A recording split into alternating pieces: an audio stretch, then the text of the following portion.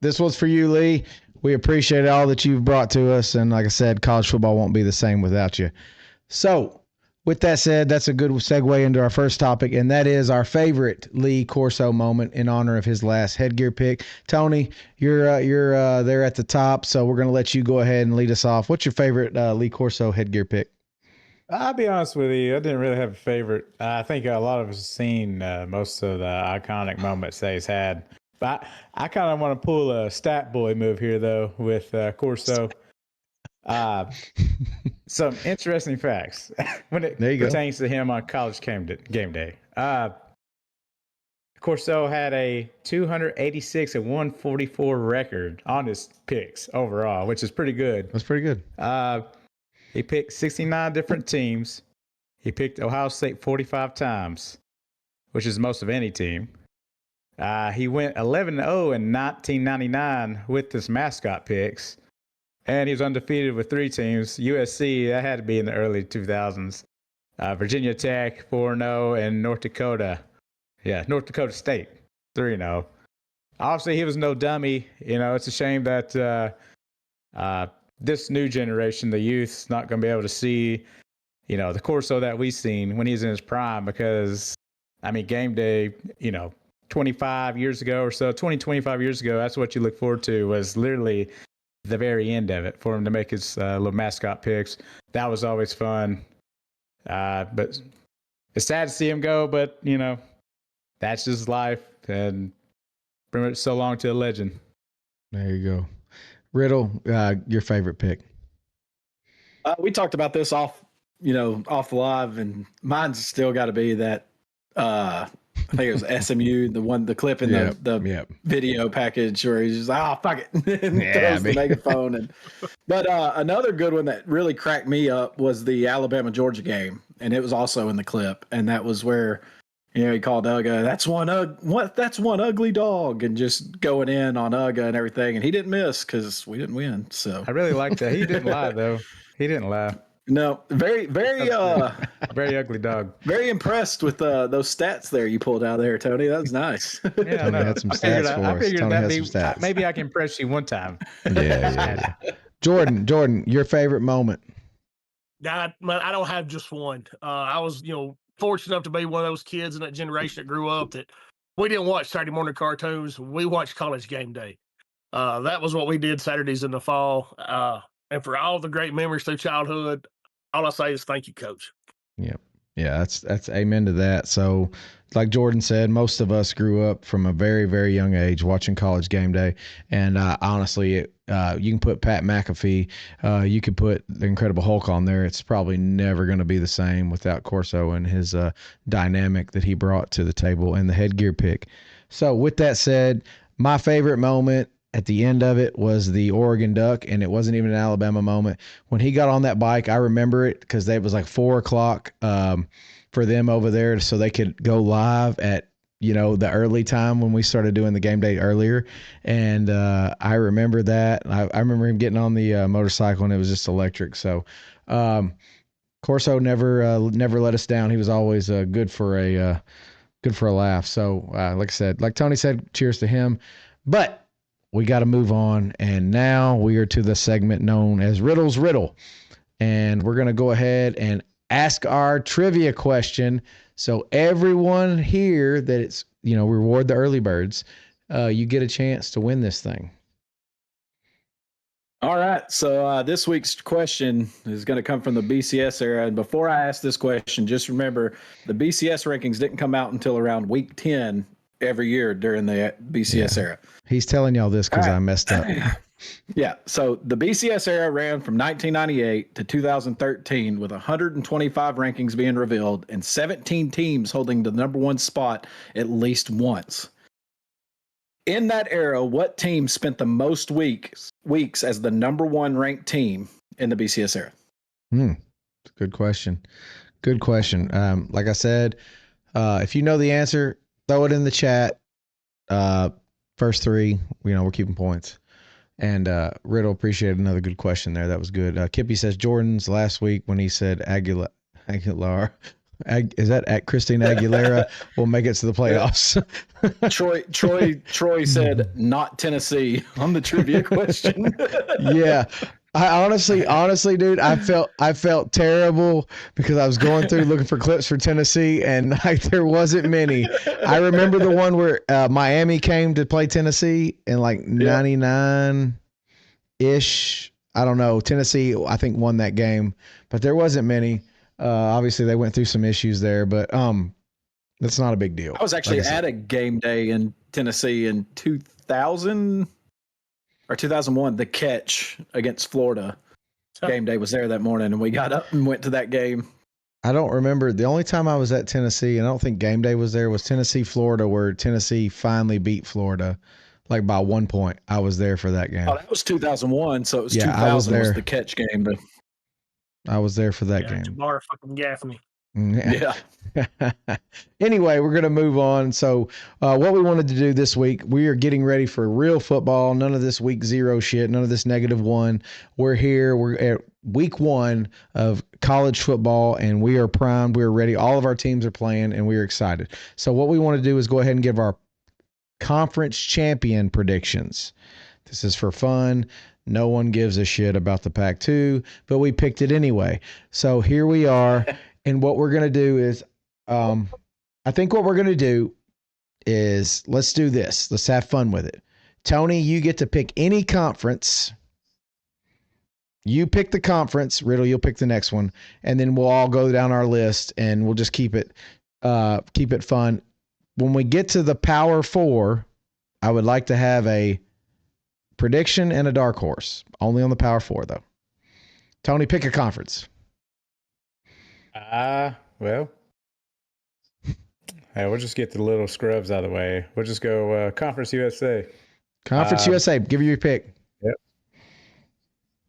I got Liberty. That's good what pick. I'm rolling with. Good pick, brother. Good pick. Yeah, there it is. There's the not so fast, midget. Not so fast. It was challenging. All right. But yeah. Riddle, who you got, brother? Yeah, I got Liberty. They're actually in my top 25 ranking right now because they have the easiest schedule in the nation. So yeah, I've got Liberty winning that one. I've got Liberty too. I think they have a really good shot at being a group of 5 playoff contender. I'm not saying they will. I said they have a shot. It'll be between them and James Madison for me. But all right, go ahead, Jordan. Not so fast, my friend. Oh, there it is. Western Kentucky. Ooh, Western Kentucky. The Hilltoppers win Conference USA this year. Okay, hey, that's a bold prediction, and I'm not like mad it. at it. I like it. I like it. So Jordan throwing out a little not so fast. I'm happy with that. Riddle, throw out a conference. You start us off. Let's go with the Mountain West. This one should be pretty unanimous all the way across. We can get through this one pretty quick. Okay, go ahead. You're up. And then I've got Boise State. I was seriously considered UNLV until I watched them in that first game, and then it was Boise State. So I am gonna go UNLV. I think the rust. I think the rust will get knocked off. I think the Fighting Mullins will somehow just figure it out. I don't know.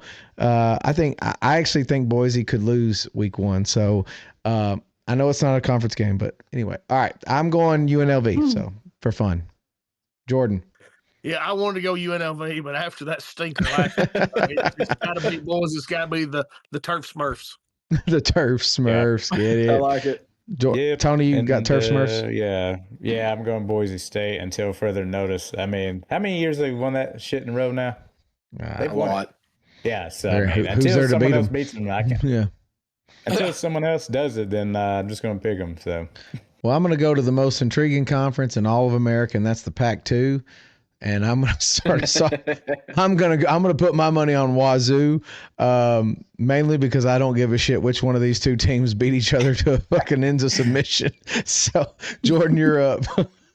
Yeah, I'm going Oregon State in the Pac-2. They made some good offseason additions. I like their chance to win that battle, that two horse race. Hey, either way, they're gonna finish second. So consolation prize ain't bad. They'll be in the championship game, guarantee it. Hey, Ricky Bobby's dad was right on this one. If you ain't first, you're last in that conference. That's right. Tony, who you got? Oh yeah, I'm gonna write off Jordan. I have Oregon State as well. I mean, man, God dang, I'm on the wrong side of history here. It's all right. Riddle, who you got? I actually have Washington State here trying to get revenge in the Pac-2. Somebody got to have brass balls. I got a 50-50 chance here. So, but no, I'd like to see Washington State win the Big Pac-2. I know it's a super competitive conference. Yeah. I really could give a shit less if I lose that one. So, all right, Jordan, you're up. Pick a conference. Go at it. Let's just do something that could get kind of wild. There could be 4 different answers in this one. Let's go with the MAC. The MAC. I'm rolling with the Buffalo Bulls. That's Good pick. That's not a bad pick. That's not a bad pick. Okay, Tony. Yeah, that's going to be my opinion. Toledo. Holy Toledo. Holy Toledo. All right. The Glass House. Riddle. I also had Toledo. I looked at a few different ones. I just like Toledo's schedule, and I think they'll win that one. I also have Toledo, and I just wanted to note for Kippy that that's not SEC bias because Toledo's not in the SEC. So go Toledo. Go Toledo. Hey, can I just cut in real fast? Yes. Troy's the only one that has thrown an answer in, so I'm gonna go ahead and tell him that is not correct. well, it is correct. Is it not correct? Oh, okay. Florida. No. I see. Yeah. No. Okay. All right. Tony. Yo. So we went through the Pac-2. We went to the MAC. We did Brandon, the conference. who was your MAC? I said Toledo. Oh, okay. And then we did the Mountain West. So we have what? Out of the non-Power 4, we have the American and the Sun Belt left? Yep. Mm-hmm. Okay. Tony, you're up. Yeah, I'm gonna go ahead and we'll get Sun Belt here. I'm going back to James Madison. I know they kind of last year wasn't their best year compared to the previous year before, but I'll go with them again since they did do me right when it comes to spreads there for a minute. So yeah, give me James Madison. Okay. Go ahead, Riddle.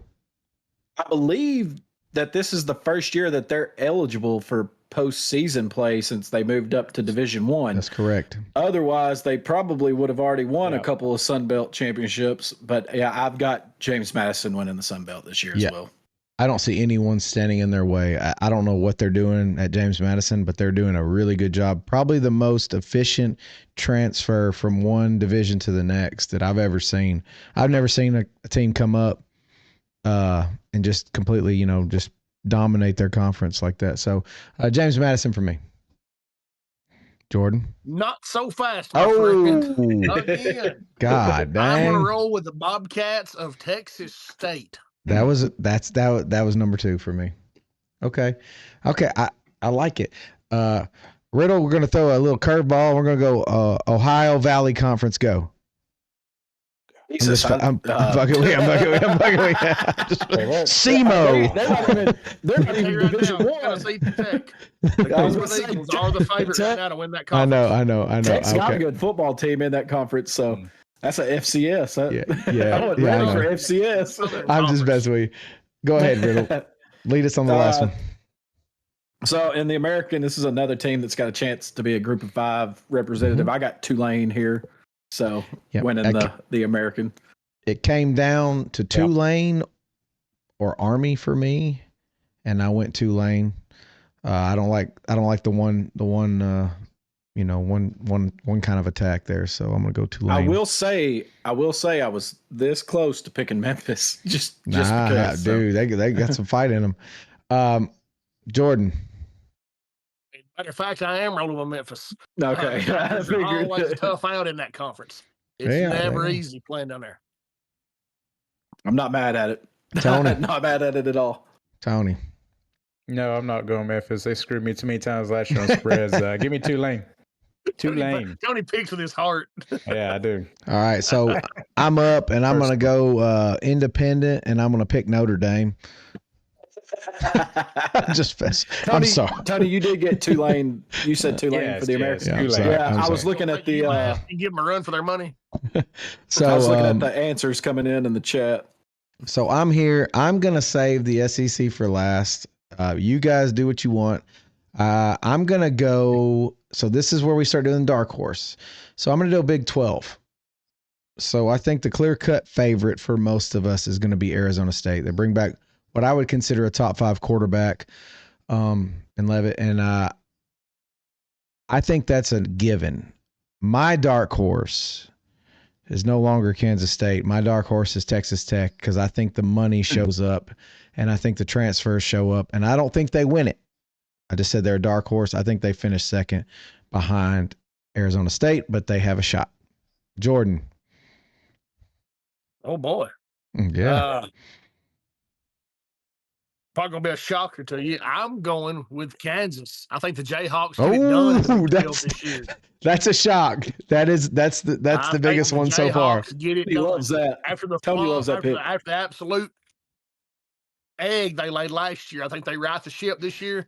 I think Kansas gets it done and gets in the playoff as Big 12 champion. I think they definitely have a player that is competing for Big 12 Player of the Year between him and probably Becht or whatever, Rocco. I think it's going to be close. Mm-hmm. So, Tony. Oh, no, Jordan. Well, dark horse. Oh, yeah. I wouldn't call him a dark horse, but my second pick would be Arizona State. Yeah. Okay. Yeah. Okay. That's fine. That's fair. Tony. Yeah. So me and Jordan are just going to flip flop then. Obviously, I like Arizona State now, but obviously I do like Kansas as well. I mean, that's last year if they, didn't start off on the wrong foot, that's like they had 2 left feet to begin the season.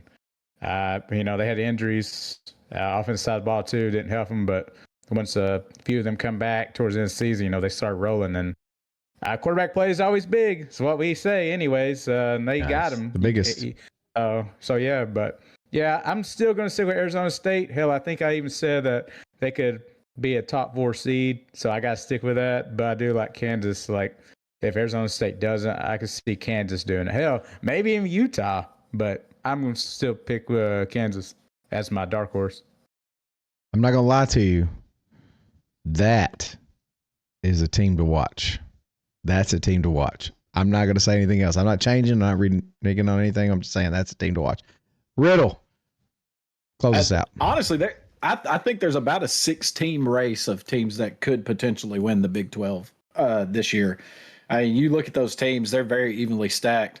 I'll throw out my dark horse first, and I still think Iowa State's got a pretty good team. I know they won a monsoon against Kansas State, so I'd like to see them play in the States on a dry field before I make my final evaluation there. But they are one of the 6 teams that could potentially win that conference. I've got Arizona State. I think they're the most complete team. Watch out for Texas Tech, though. There's a lot of people really high on them and all the money that they've thrown to try to be competitive. So that Big 12 could be like last year and come down to the last 2 weeks. It will. Where there's a whole lot of trash to have to unfold in those last 2 games. Absolutely. And Riddle, the only thing I'll say about the Texas Tech, the reason the confidence is there, even though they don't, they had a decent year last year. It's been proven. Ohio State won the title with the most expensive roster. One of the most expensive rosters in the SEC last year was Ole Miss, and they went out and beat Georgia handily, and were this close to making the playoffs. So I just think that money talks, and Texas Tech spent a lot. So, all right, I picked Jordan. You're picking the conference, and then you're leading us off. Let's see here.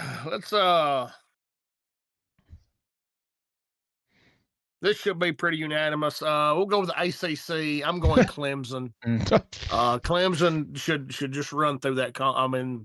They're just better than everybody in it. Yeah. If anybody could knock Clemson off, if Miami can get Beck going early, for him to have a good year, Miami could sneak in there and steal that. Mm-hmm. I'll go a third in this conference. With the way the schedule is set up, there's a good chance North Carolina could find themselves into that championship game. Bill Belichick, let's get it. There's a good chance with their schedule they could find themselves in that title game. I'm not saying they have a shot to win it, but they could find themselves there. It could be an ugly blowout. I like that. Tony, what do you got? Yeah, I actually wrote down Clemson, and I did put by default just because we know what they have. I know, and I hate to say that too. The real orange. Yeah, okay. They're still good enough to slip up, you know. They are. And Miami can be good, but that's going to depend on Riddle's boy. But I don't know if he's got that Cam Ward in him, and I don't know how good Miami's defense is going to actually be.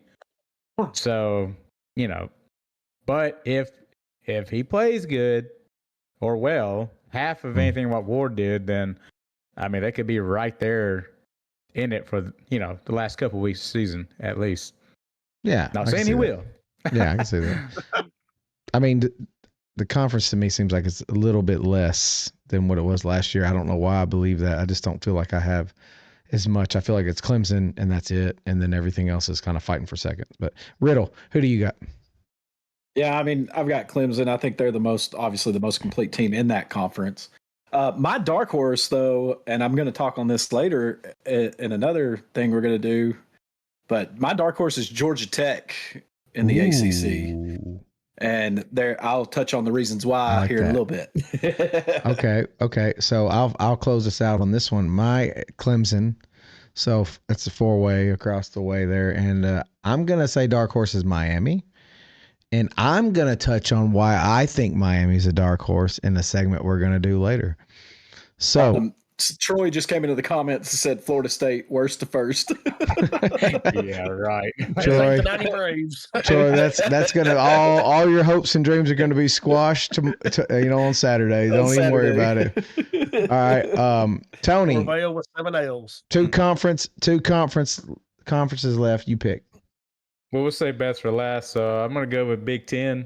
That's gonna this damn team is probably going to make me look like a fool. I wouldn't be shocked. I'm just going to go with Penn State because everyone keeps talking them up, first off. Oh, my God. That's the for sure number one ranked team, blah, blah, blah. So I'm just going to pick them just to jinx these nerds that keep putting them in as the number one ranked. They have no idea what just happened to them. A tsunami named Tony Pardo just went through Happy Valley. Yeah. I'm going to go with Penn State. Kippy wasn't happy with it. Kippy wasn't happy. Well, guess what, Kippy? You're about to be very more unhappy because I don't have Indiana as a dark horse. So, it pains me to do it. You know what? Nah, I'm gonna say Oregon. You know what? I hope to see Ohio State fail. So give me Oregon. I like Dan Lanning. I just like Dan Lanning better. Now, maybe not as much as a playoff caliber type coach, but as a season, I think he can get the job done, at least win the conference. Yeah, I mean, he ran into a buzzsaw. Riddle. I have Penn State wrote down. It was hard to pick against Ohio State, even though they lost a lot from last year's team. They're still going to be really, really good up there. Really, that's a conference where you only got like 3 teams again. I mean, the bottom part of that conference is really bad. It truly is. I would love to say that UCLA was my dark horse. Nico led, Tennessee bred, but no, I was going to say Oregon is my dark horse too over there. Dan Lanning is a hell of a coach. I think they could, but I think it's going to be Ohio State and Penn State at the end. So, All right. So I just want everyone to know I had Penn State and Oregon as my dark horse written down, but I'm going to change my pick because I want to be fucking ballsy. And I'm going to go way, way out in West fucking field. And I'm going the USC Trojans as my dark horse to win the conference. The USC Trojans. Massive pickups in the transfer portal. Massive pickups. I mean, hey, somebody's got to do it, man. We can't just all pick the same shit all the time. I get it, but I mean, you also want to at least look a little smart, Well, I mean, Jordan said Tennessee was going to be in the Final Four at the first show of the fucking season, so I think we're all safe. Look, I said something that could happen. You just get me talking. All right. Jordan, Who's your you're pick, up. Brendan? Who's your pick? I picked Penn State with USC as the dark horse. Okay, USC's your. I thought USC was No, your main USC's pick. my I said, dark good horse. Lord. I just if what's that quarterback's name? Mava or he he wasn't bad last year. He wasn't bad. Like when he came in, he wasn't bad, and they picked up some good. They have good O line and D line this year. So it's hard to pick them. I know.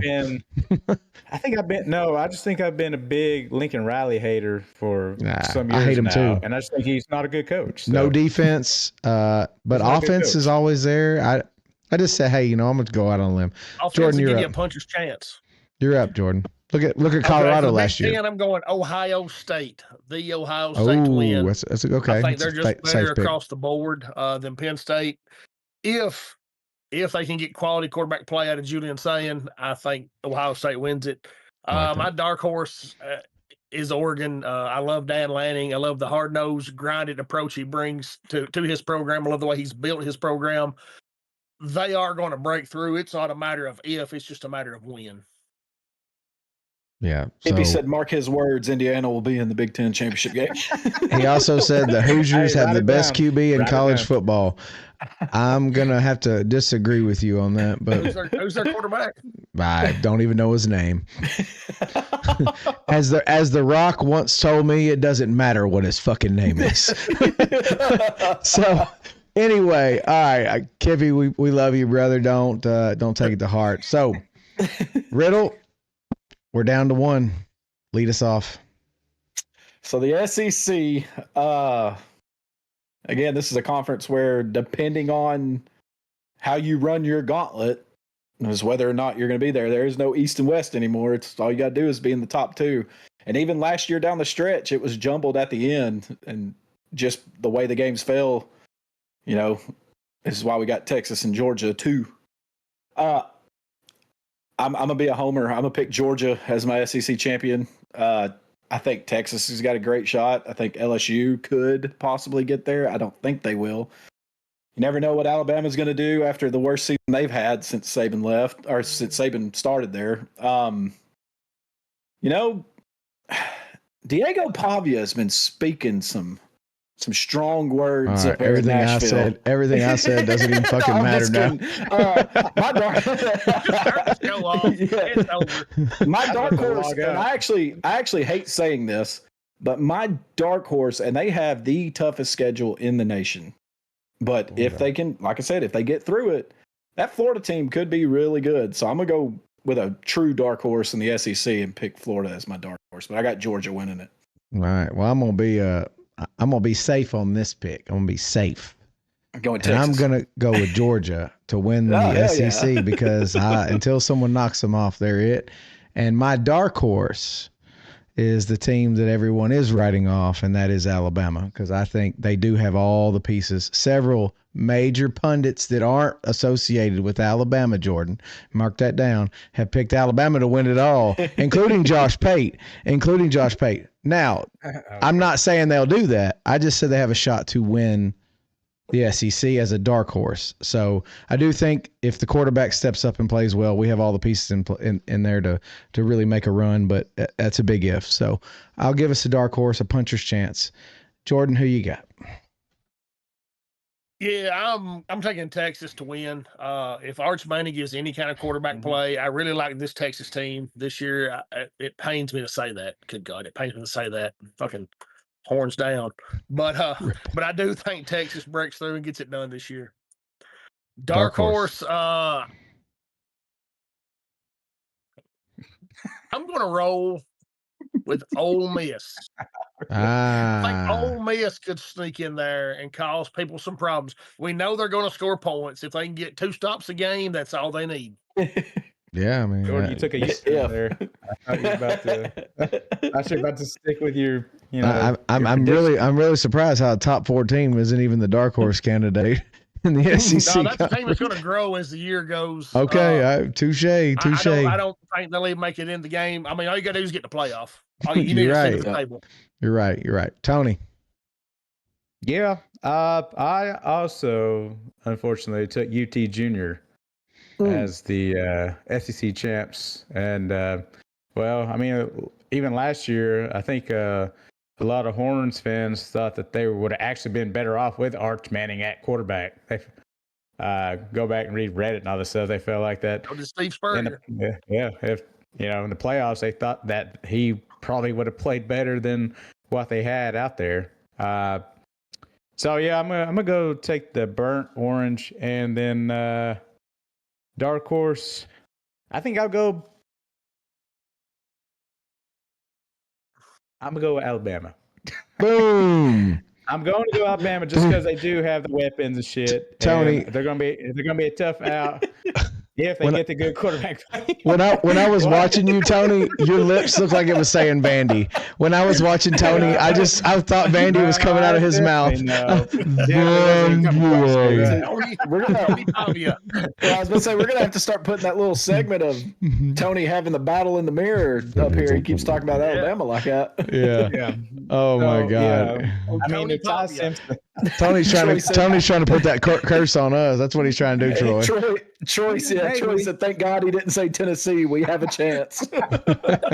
You're welcome. All right. So with that said, we're going to move on to the host hot take. This one is it's very simple.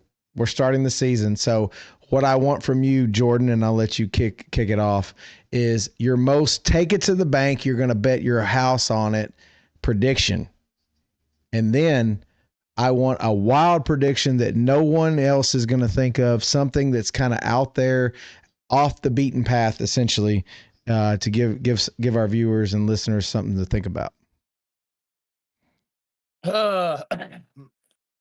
If you remember last week, I said I thought Hugh Freeze wouldn't be unemployed by the Iron Bowl. I've done a little digging, a little research on that. I will backtrack on that, just because of what his buyout is. If there's any coach in the SEC fired this year, it'll be Sam Pittman. Yes. Sam will be the only coach. If you notice, it takes right around that $10 million mark on the buyout, it seems. That's kind of the magic number. He's the only one remotely close to that. Everybody else is 20 plus. So I don't think, Florida could go, 5-7. I don't think Sunbelt Billy still has a job next year just because they're not going to pay him almost $30 million to buy him out, 28, whatever his buyout is. And just so all the listeners know, revenue share plays a big part of that too. No one wants to give up their piece of the pie. Go ahead, Jordan. So I do think Sam Pittman, this is his last year at Arkansas. I just don't see a good year coming out for them. And off the wall, let's see.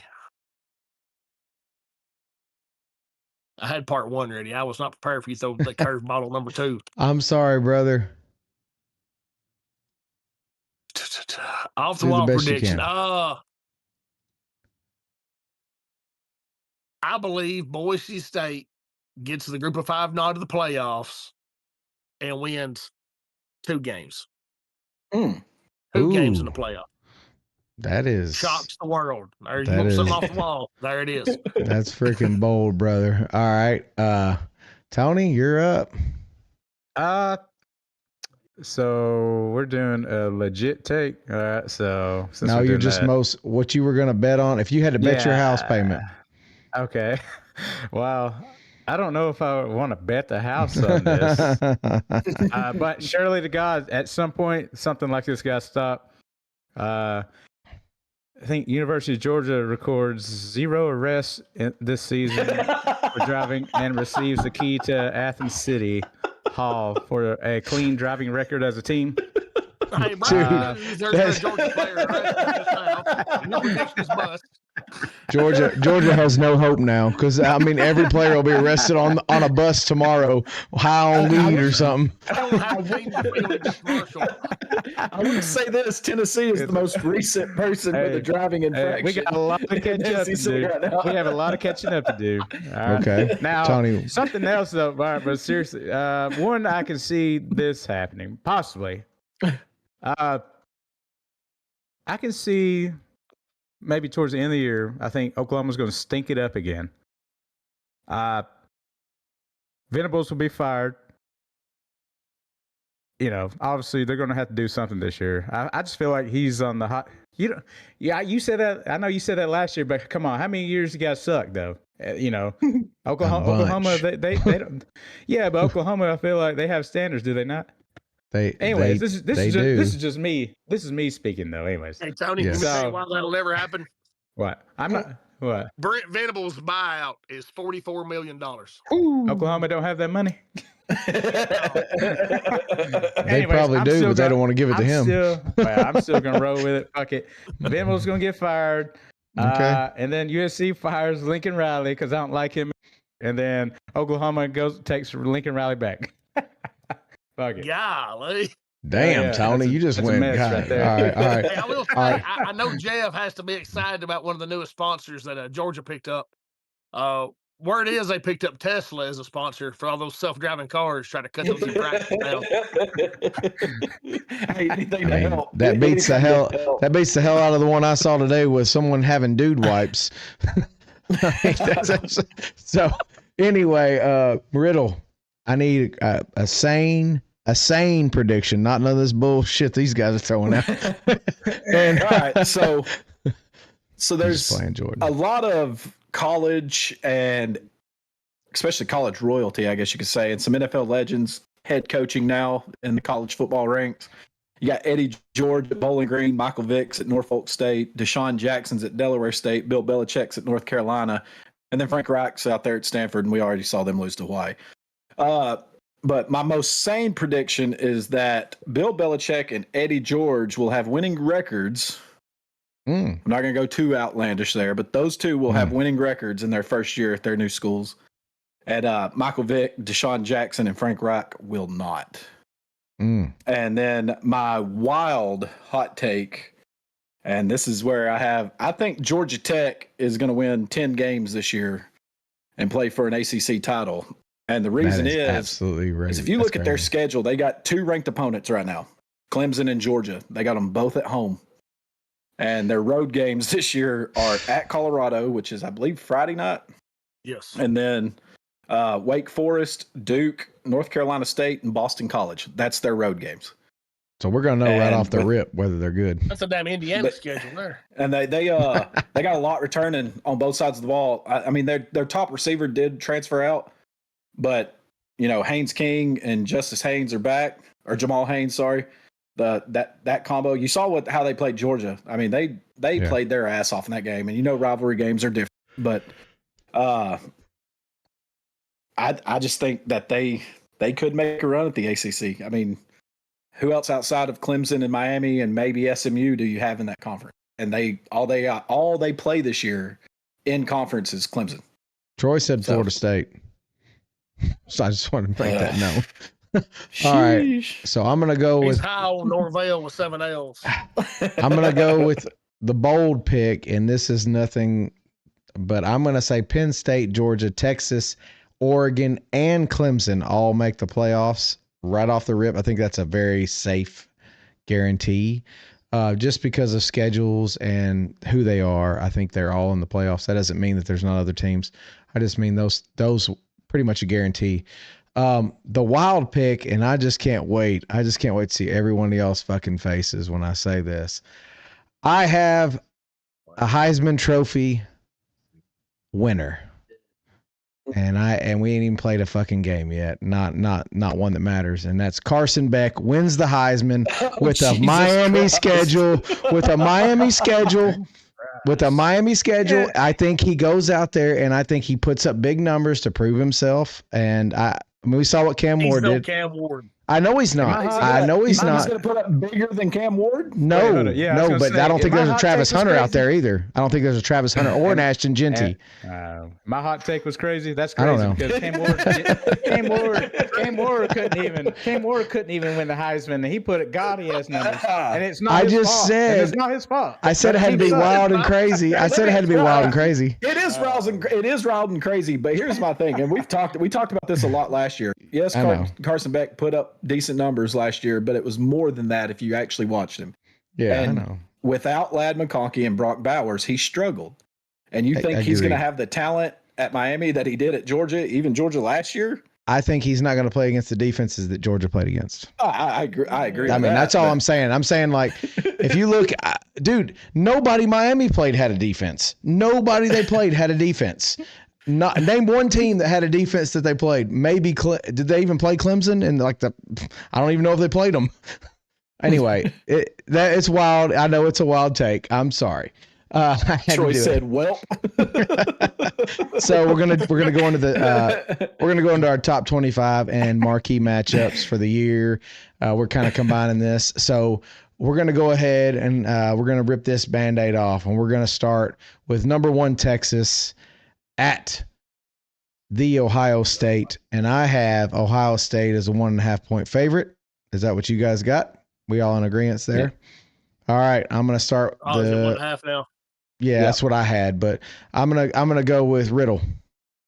Start us off. All right. So the defending national champions host the team with arguably the most hype to climb that mountain and knock Ohio State. I've ever heard of. Off the pedestal. Yeah, the spread is Ohio State's the favorite 1.5. This game's it's going to come down to which young quarterback makes the fewest mistakes. I think both of these teams have good defenses. I think they have the talent on offense to put up points against those defenses. It's very hard to go on the road and win a game of this magnitude. And Matt Patricia takes over as defense coordinator up there at Ohio State. I think he'll have that defense ready to go.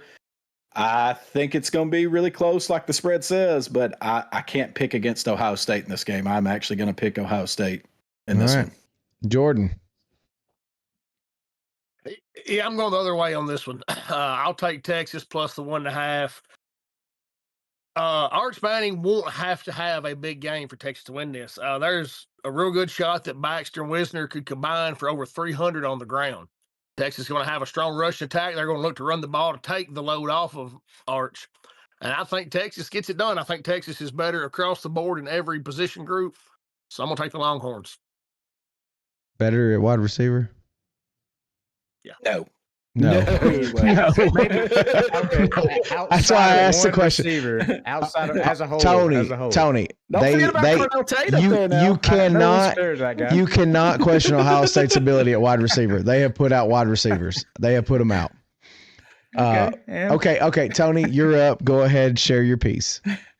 Yeah, I'm also going Texas, and I'm taking them. As the 1.5. I just think. Ohio State, obviously, they have all the talent. Probably the best wide receiver nation. The other wide receivers aren't worth mentioning. Don't care what you say. I just feel like, though they did, even though with all the talent they have, I feel like at this moment they've lost too much leadership from last year's team, and that starts with Captain Jack. If it wasn't for him, they probably wouldn't even come close to making a championship game. Hell, he won a couple playoff games by fucking self. So. And so I'm gonna take a Manning-led, Longhorn team over Ohio State.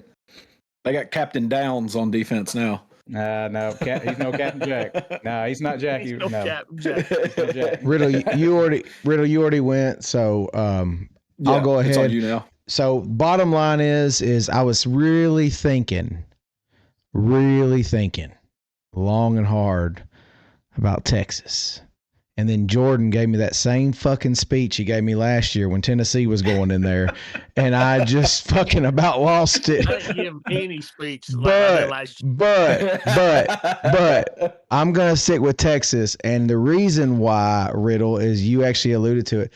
Not only do they have a new defensive coordinator, I understand that it's going to be very similar. Matt Patricia is a fantastic coordinator. I think it's a great hire. You also got Brian Hartline taking over at offense, and I know it's going to be the same style of offense, but that's a lot of transition and a new quarterback. It's just a lot, and I think Arch Manning's the real deal. We can say what we want. I think he has the pedigree. I haven't seen one Manning be shitty yet, so I'm going to stick with the Mannings.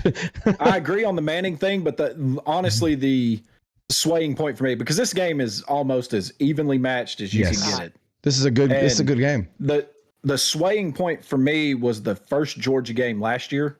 Yeah. They put Arch in there thinking that was going to, give them some, hype a little bit, hype them up, get them going. He went in there, and I know he was a freshman, and I know Tony hates talking about freshmen, but he looked like a deer in headlights, and he couldn't do anything against Georgia. Now, Georgia's different level, but I just this is going to be one of the biggest atmospheres he's had to play in. And it's honestly, it's like I said, it's going to come down to which QB can make the fewest mistakes.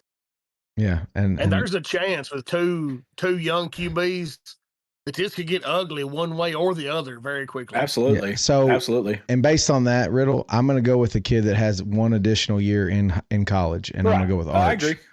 Because there is something to be said against playing against every day at practice, real talented players, not high school. And Julian Hayden, I think he's going to be a tremendous quarterback. And I think Arch is already going to be a good quarterback. But yeah, okay, well, there you go. A little bit of disagreement there, but it's nothing too crazy. So next game we've got is Syracuse at number 24, UT Junior. So I've got UT Junior as a 13.5-point favorite. Yep. I got UT Junior as a 13.5-point favorite. Jordan, lead the way, brother. I'm not going to spend a lot of time on the stats of this one. I know Jeff will have that covered in a minute. I will say right now, Vols are 4-0 under Josh Heupel in season openers, winning by an average margin of 47.25 points. They're also 4-1 against the ACC under Josh Heupel, winning by an average of 18.5 or almost 19 points a game. I like Fran Brown as a coach, but this game's going to come down to the Jimmies and Joes, not the X's and O's. Tennessee has too much firepower. Miles Kitselman has a big day. Tennessee rolls. Yeah. Okay. Tony. Yep. Yeah, I'm taking a real UT at the 13.5. This isn't even a real question, and I'm not gonna. I gotta save this for later. So, yeah, give me the real UT as we, This game would have been a lot better matchup last year. Yeah. Oh, last year, 100%. It would have. I'm going to allude to that, and I'm sure. Because Nico would have found a way to fuck that game up, I guarantee it. But, yeah, so Orange Juice is going to be on the house, baby. Down in Atlanta. Hey, man. Put a little fish in. Listen, when Nico's in New York at the end of the year, I don't want you to be mad now, bro. I don't want you What's to he going to be doing? Is he going to be watching the Heisman, watching all the other candidates? Yeah, he's there in person. He's there in person. He's watching the other candidates get Broadway shit. for a I didn't say he was going to be one of the guys getting voted on. Is there a fashion show going on? What's up? All right. Riddle, go ahead, brother. Yeah, I'll just start off by saying that ESPN Analytics have this at 88.6% Tennessee's way. Mm-hmm. Syracuse had a great year last year. Like Jordan said, they went 10-3. They won their bowl game, but this team is not last year's team. Kyle McCord, 4,779 yards passing. LaQuint Allen Jr., 1,021 yards rushing. Jackson Meeks, 1,021 yards receiving. Pena, 84 receptions, 941 yards, 9 touchdowns. He transferred to Penn State. On defense, Justin Barron, 88 tackles, 2 sacks. Fadil Diggs, 7.5 sacks. Clarence Lewis, 12 passes defended, which was, I think, tied for 4th or 5th in the nation.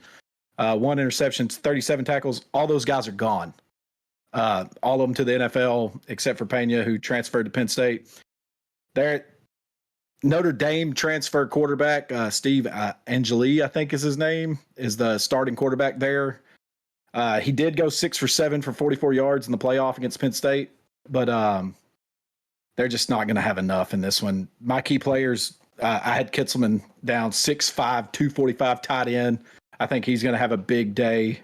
We'll get to see what Aguilar, the gunslinger, is going to do. You know he's going to go everywhere, and probably one of the best defensive backs in the country. We get to watch him, Jamad McCoy.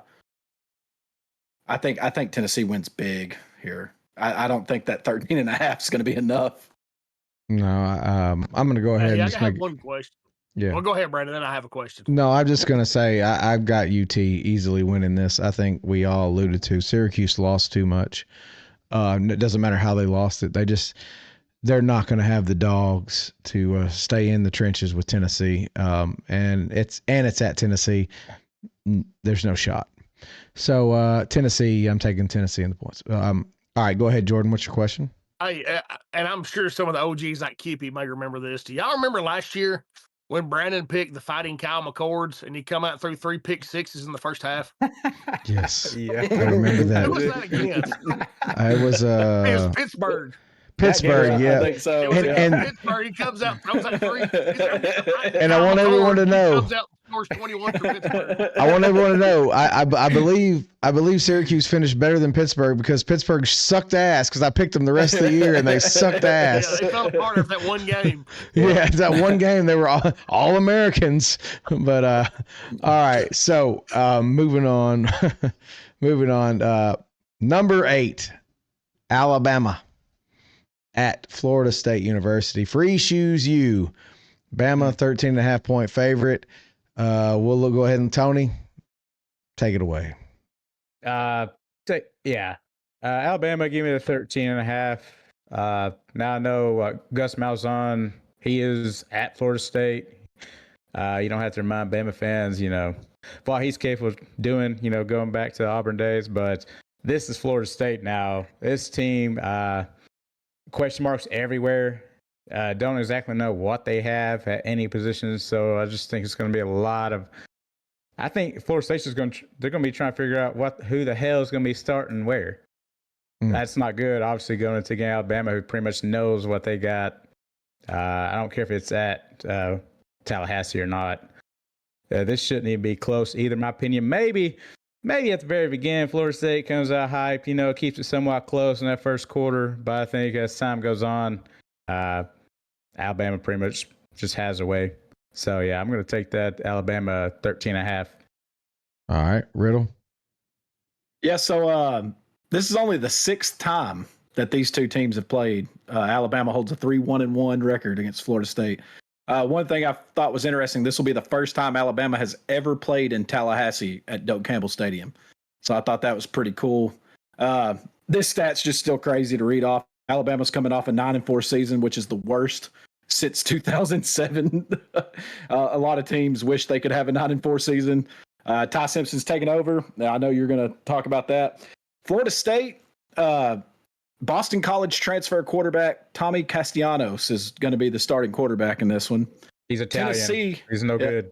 Tennessee wide receiver Squirrel White will be lining up as the number 2 receiver on offense. Norvell hit the portal hard in hopes to rebound from that 2-10 season last year. He went to the wrong teams to recruit. This one is one of those. Now, I will say this. Early in the year, those first few drives, they're scripted. You try to stick to the script on those. They can go either way. You're wanting to ease into a game. So, like Tony said, that first quarter might be close, but I think Alabama's going to pull away big by the end of this one. All right, Jordan. Yeah, I don't have a lot. What do we have this at? 13.5? Yes, sir. 13.5. My power ratings say Florida State should at least get the cover at home, but I'm a real analytical guy, but I can't even roll with those. I'm not, I can't roll those numbers here. Alabama's better at every position. Every position they're better. Alabama wins this comfortable, probably 49-10-ish. All right, I don't have Jordan's confidence by any stretch of the imagination. I do think more like Riddle, it's going to start out a little slower. Tony, they'll have a little initial burst, it being at home. I do think Alabama is the deeper team. I do think Florida State has one of the most senior-ridden teams of anyone in the nation. They went out and got every starting lineman is a fifth-year senior. Quarterback's a fifth-year senior. Roydell Williams is a sixth-year senior from Alabama at running back. They have tons, Squirrel White, fifth-year senior, tons of experience, but they went out and just patched a team together to try to put something on paper to do something, and I don't necessarily think it's going to pay off for them. I don't think they have the talent that people think they do. I do think they're a better team this year. I want to make sure I note that. And I do think it'll be close for a little bit, but I think Alabama pulls away. This isn't a beating our chest moment. This is we need to go out and handle business. And for most people that Doak Campbell, it's not the same as an SEC, but it's about as close to an SEC game as you can get down there. It's going to be a tough atmosphere. It's going to be hot. Everyone knows in the fall. Early on August, it's hot down in Florida, so it'll be a tough game for us to start off the season with, but it's going to hopefully springboard us into a better season this year. So I'm going to go Bama and the points. Okay, number 9, LSU at number 4, Clemson and the real Death Valley. If you don't run down the hill and touch a rock, you ain't a Death Valley to me. I've got Clemson at negative. I got Clemson at -4. Jordan, we'll start with you. Yeah, I'm going Clemson -4 this game. I believe right now at this point in the season, I mean, we don't know a lot, but I believe Clemson probably has the best team in the country right now. Some teams can grow as the season goes and take that role. Their offensive line is probably going to be the best offensive line in the country. This is a revenge spot for Clemson, believe it or not, after that 2020 title game loss, 42-25. They got embarrassed. Dabo Swinney in revenge spots holds a 24-10 record at Clemson. And I did not think about this until earlier. I went back and did a little digging. LSU is 0-5 the last 5 years in season openers. I think it goes to 0-6. I'm not a fan of Brian Kelly, never have been. I'm not sure why LSU thought he was the answer, but they did. But Clemson gets it done. Clemson covers the 4. All right. Go Tigers. The orange ones. Tony. Yeah, Jordan pretty much hit the nail on the head. I'm taking Clemson as that 4-point favorite there. Listen, I dislike both teams and coaches. I think both are fucking crybabies. But I believe I just dislike Brian Kelly even more. Dude's a fucking loser. I will just say that. So give me the Tigers. The orange ones. All right. Riddle. Yeah, the battle of the true Death Valley, the battle of the true Tigers. This one's analytics wise, it's really close if you look it up on multiple different sites. I don't think no two teams outside of Austin had more hype coming into this season with the experience they're returning at quarterback. But Jordan alluded to them being 0-5 in their last 5. Brian Kelly's 0-3. He's lost to Florida State twice and USC last year. And I believe that USC team won 5 or 6 games. It wasn't a good USC team he lost to. Dabo Swinney is 17-10 against the SEC in the college football playoff era, and he's lost 7 of the last 10. I thought that was pretty surprising. But Clemson is also 102-11 at home under Dabo Swinney, so they don't lose a lot there. Harold Perkins and Whit Weeks, because Perkins is supposed to return. Whit Weeks, he's a solid linebacker for LSU. Game, isn't it? I believe it's at Clemson. Yeah, it's at Clemson. It's at Clemson. We get to watch Dabo Swinney do the most show me or look at me thing in college football when he runs down the hill. I was thinking it was in Atlanta as well. I do think Clemson's going to cover this. Klubnik, 3,639 yards passing last year, 36 touchdowns, 6 interceptions. He's efficient. He's smart with a football. He doesn't turn it over a lot. And then TJ Parker on the end and Avion Terrell at corner. Both of those guys are very solid on the defensive side. I've got Clemson winning this one and covered. So I like what you said. LSU has some great defenders, and they're not anywhere near the best defenders on the field, because you got Peter Woods over there and TJ Parker, who are absolutely probably both going to be top 15 picks in the NFL draft next year. And I think they're going to control that line of scrimmage very easily, because the one thing that LSU has never had under Brian Kelly is an offensive line. And I have no reason to believe they found one this offseason. The other thing is Clemson got very serious about defense in the offseason by hiring Tom Allen. I think we all can agree, outside of maybe Patricia and maybe Jim Knowles for Penn State, I think that's probably one of the most impactful hires in all of college football. And that to me tells me that Dabo is very serious about getting serious about defense, and he's always had a pretty decent offense. So I think this is an easy Clemson win. I don't even think it's close. And when I say close, I mean it's going to be double-digit win for Clemson in my mind. So I'm going to go Clemson in the points. There was a talking about Brian Kelly. I saw a stat, and I should have wrote it down. It was on X. I was just kind of scrolling through, saw it. There was a certain, maybe it's against top 25 teams or whatever, or top 10 teams. When he was at Notre Dame, he didn't have a single win. LSU had 5 or 6. Yep. Now that he's at LSU, they don't have a single win. Notre Dame has 5 or 6. Yeah. Exactly. Crazy. I saw that too. Yeah, I can't I remember saw the that. exact wording of it, but I mean, we all agree Freeman's the better coach. Every one of us would take Freeman. Oh yeah. And Freeman, Yes, I'm the problem. yeah, I mean, so they both have been to one title game, so they got that going for them. But anyway, so last game that we're going to pick, and this is, speaking of Freeman, number 6, Notre Dame at number 10, Miami.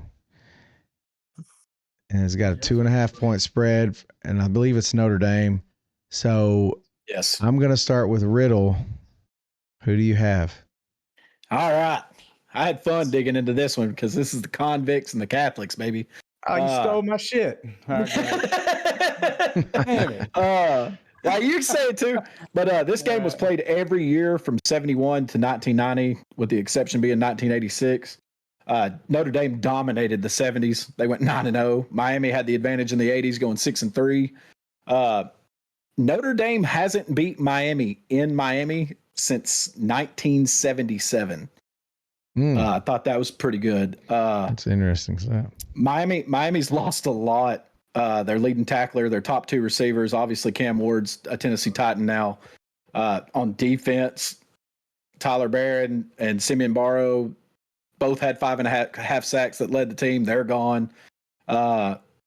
CJ Carr was named the starting quarterback for Notre Dame. It's another, young guy taking over at a top school. That's a lot of that going on this year. What swung it for me was diving into Notre Dame. I know Jeremiah Love's returning at running back, and everybody's really high on them. With Carr being at quarterback, I think Notre Dame is going to rely really heavy on that run game. If you look at what Notre Dame did against the top 10 teams they played in the playoffs, take away the 98-yard run, which was the second run of the game against Indiana, and he had 28 carries for 78 yards in the entirety of the playoff.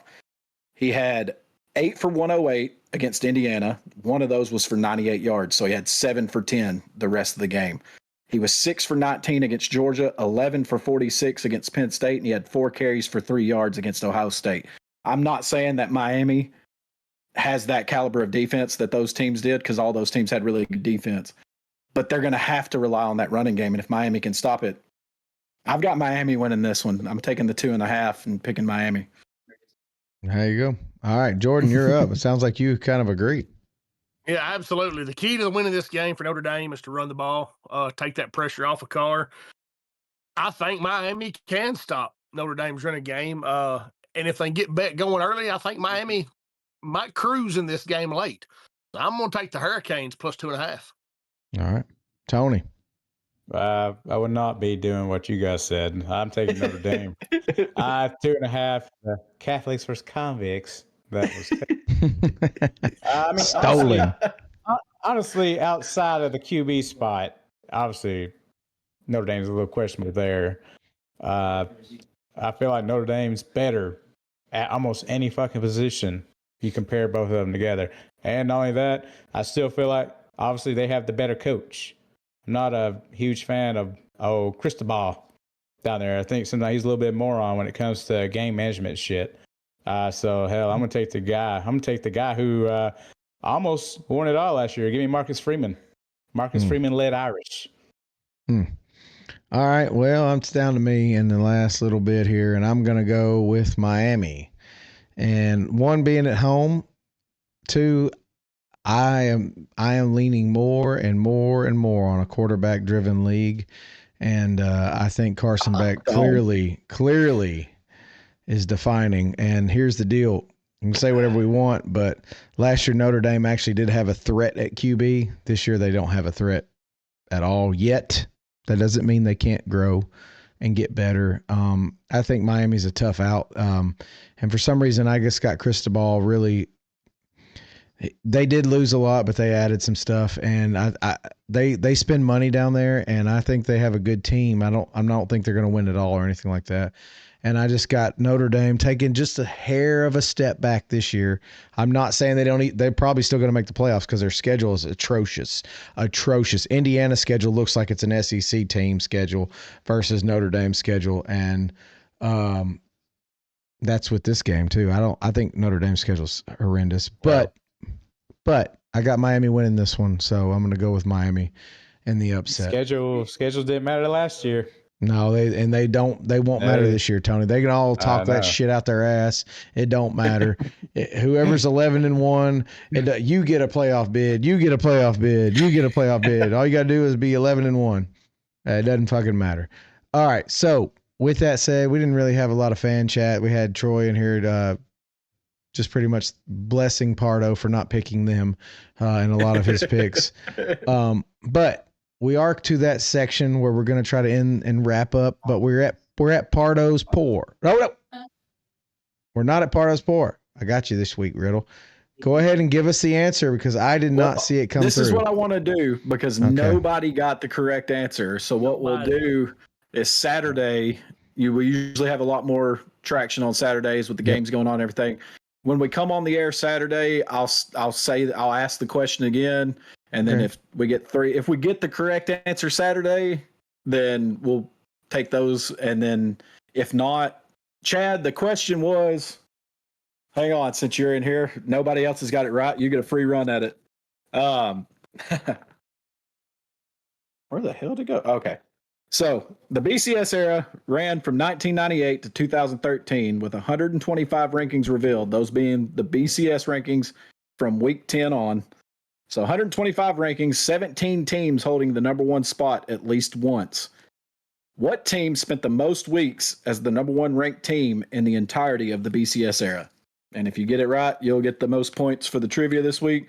But we're still going to run it again Saturday because nobody's gotten it right yet. Yeah.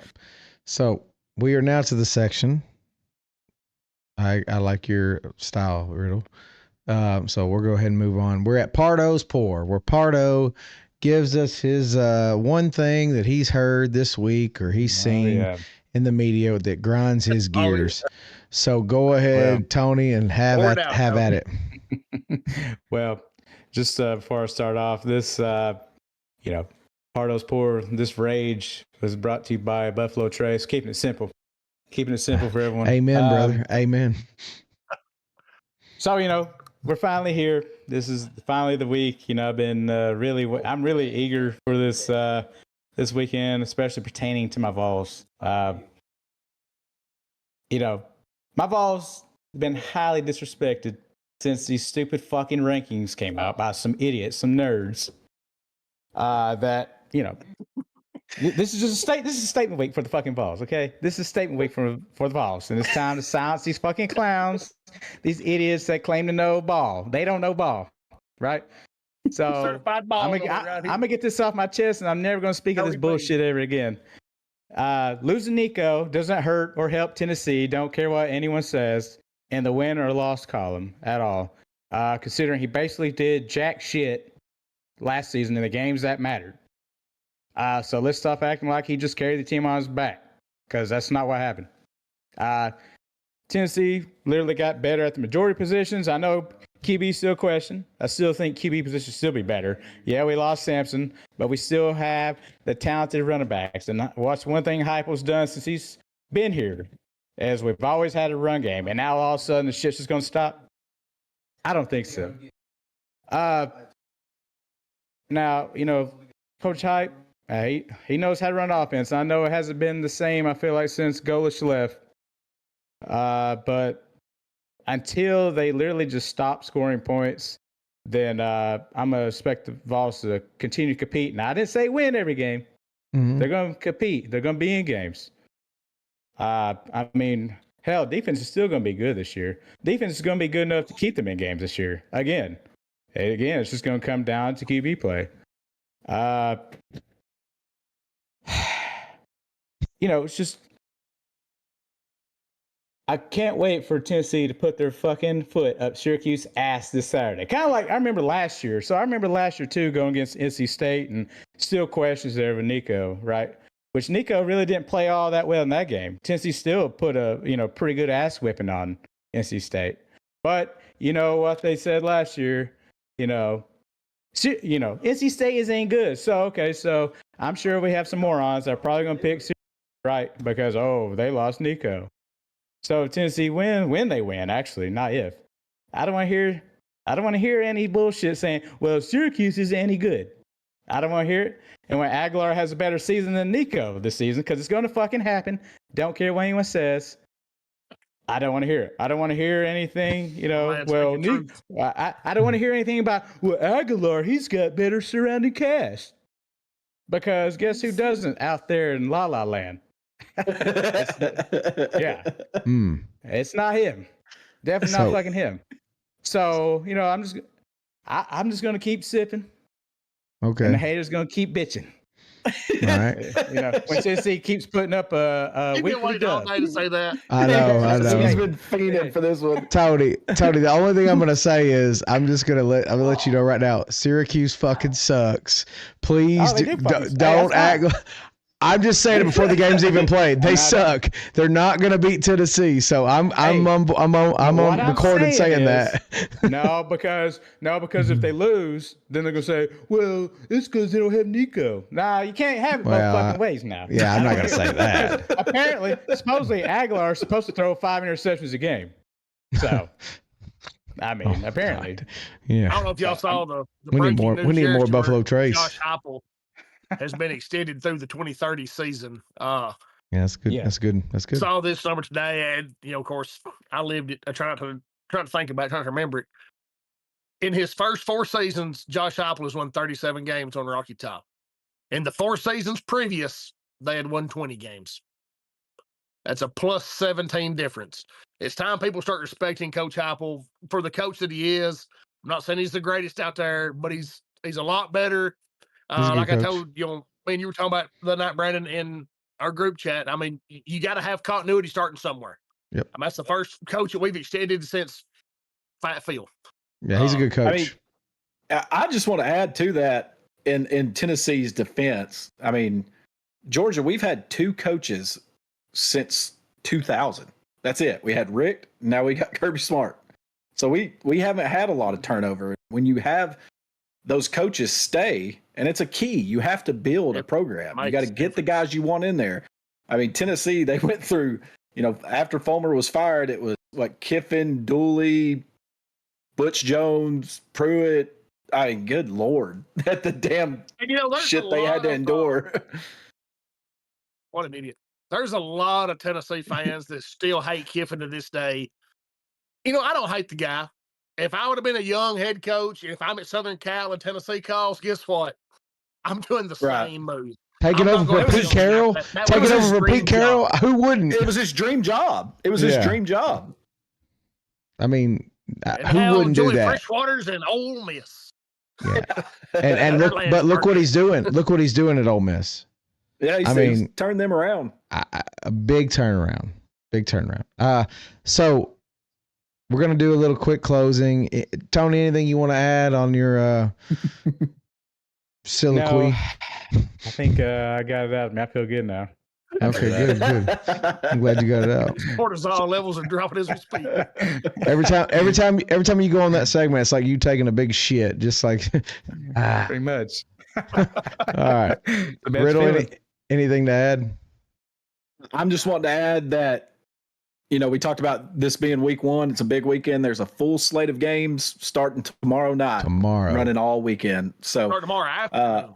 Yes, sir. Right. 4:30. And then it's, there are some fun games to watch that are interesting. I talked earlier about Delaware and Delaware State. That one's tomorrow if you like smaller program football, but Deshaun Jackson taking over at Delaware State. That there's a full slate Thursday. There's a full slate Friday. Of course, you get a bunch of games Saturday.